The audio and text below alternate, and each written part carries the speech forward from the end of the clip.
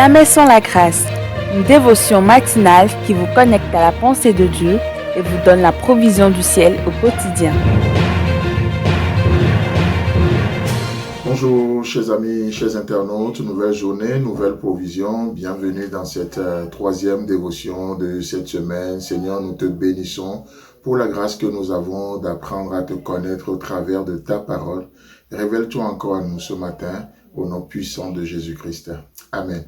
Alors, chers amis, chers internautes, n'oublions pas cette semaine, nous sommes en train de voir non seulement combien ce que Dieu nous donne est important et merveilleux, mais combien c'est aussi important que nous puissions utiliser ce que Dieu nous donne pour atteindre les objectifs de Dieu et non pour une vie de vedette et non pour une vie de star, mais pour glorifier le Seigneur. Et pour ce faire, une des choses que le Seigneur nous a donné qu'on est en train de voir, c'est le Saint-Esprit. Comme on le voit dans Jean chapitre 1, le verset 13, parlant des enfants de Dieu, lesquels sont nés non du sang, ni de la volonté de la chair, ni de la volonté de l'homme, mais de Dieu. Amen. J'aimerais dire à quelqu'un ce matin que tu n'es pas le fruit du hasard. Tu n'es pas le fruit d'un accident. Tu as été désiré, tu as été pensé, tu n'es pas une erreur. Parce que avant même que tu ne sois conçu par tes parents, tu étais dans la pensée de Dieu. Et dans la pensée de Dieu, il n'y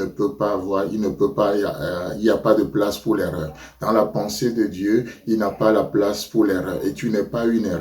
Dans la pensée de Dieu, il n'y a pas de place pour l'accident. Alors tu n'es pas le fruit d'un accident. Amen. C'est pour ça que ce verset est très important pour nous en disant lesquels sont nés non du sang, ni de la volonté de la chair, ni de la volonté de l'homme, mais la volonté de Dieu. Tu es l'expression de la volonté de Dieu.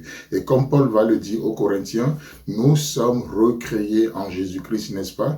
2 Corinthiens chapitre 5, le verset 17, si quelqu'un est en Christ, il est une nouvelle créature. Les choses anciennes sont passées et voici, toutes choses sont devenues nouvelles. Hier, nous avions parlé justement de ce mot « nouvelle », c'est en grec le mot « kainos ». Et j'aimerais juste continuer ce matin la définition de ce mot. Kainos, ça veut aussi dire « inconnu ». Vous savez, vous êtes inconnus, méconnus par ce monde. D'ailleurs, Jésus-Christ nous l'a dit, n'est-ce pas? Oh, ils ne m'ont pas connu et du coup, vous aussi, ils ne vous connaissent pas. Ils ne savent pas qui vous êtes. C'est pour ça qu'ils vont vous mépriser. Ce monde connaît ceux qui lui appartiennent. Mais vous et moi, ce monde ne nous connaît pas, vous savez pourquoi? Parce que nous sommes une nouvelle créature. Une nouvelle créature. Le monde ne peut pas savoir de quoi nous sommes faits. Vous voyez? Et du coup, parfois parce qu'il ne sait pas qui nous sommes, il essaie de nous coller des étiquettes. Malheureusement, parce que nous aussi, nous n'avons pas toujours la pensée de Dieu, alors nous acceptons la pensée de ce monde. Or, la Bible dit, nous pouvons apprendre à penser avec Dieu afin d'arriver à penser comme Dieu au quotidien. C'est important que nous comprenions cela. C'est important que vous et moi, nous acceptons de faire ce pas de foi-là. Vous voyez? Donc, kainos, inconnu. Inconnu. Nous sommes inconnus de ce monde. Inconnu. Ça veut dire aussi, ce mot kainos, ça veut dire aussi imprévu. Imprévu dans ce sens que, oui, le monde ne s'attendait pas du tout à nous. Nous sommes une surprise pour le monde. Nous sommes une surprise pour le monde. Chers amis, chers internautes, lorsque Dieu nous a donné son Esprit Saint, c'est pour que nous devenons nouveaux. C'est pour que nous devenons une nouvelle créature. Donc, le but de Dieu en donnant le Saint-Esprit est multiple, mais comme je suis en train de le voir avec nous, le but de Dieu en nous donnant l'Esprit Saint, c'est pour que nous devenons nouveaux. En termes d'une nouvelle identité que nous recevons en passant par le bain de la nouvelle naissance, mais de deux, pour que nous devenons aussi nouveaux, que nous puissions avoir la possibilité d'être renouvelés dans l'esprit de notre intelligence. Ça, c'est le Saint-Esprit qui le fait. C'est pour ça que Dieu nous a donné le Saint-Esprit. C'est pour ça qu'il vous a donné le Saint-Esprit, pour que vous soyez renouvelés dans votre intelligence. Et la troisième chose, c'est que Dieu en nous donnant le Saint-Esprit, c'est pour que nous puissions avoir désormais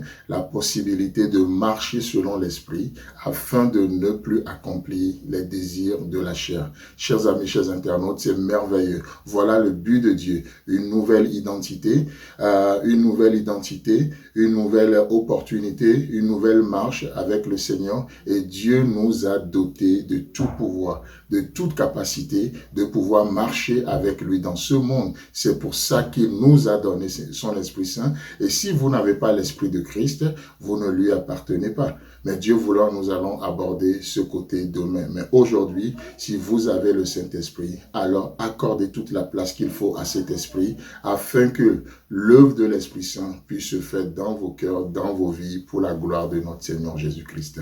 Amen. Si vous avez aimé cette émission, parlez-en à vos amis. Parlez-leur du message de la grâce et de ce qu'il fait dans vos vies. Pour un sujet de prière, une question ou pour devenir partenaire, contactez-nous au 00229 94 75 80 20. Que Dieu vous bénisse et à la prochaine. En attendant, pensez avec Dieu.